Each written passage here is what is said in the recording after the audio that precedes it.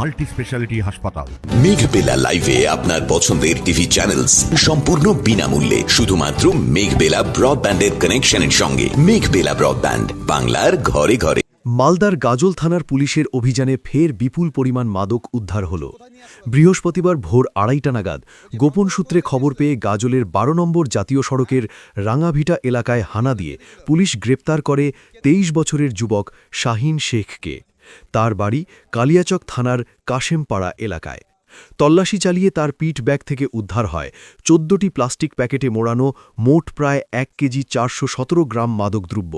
এর বাজার মূল্য কোটি টাকারও বেশি বলে জানা গেছে।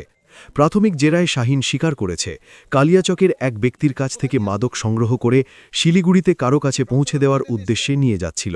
তবে তার আগেই গাজল থানার পুলিশ তাকে গ্রেপ্তার করে।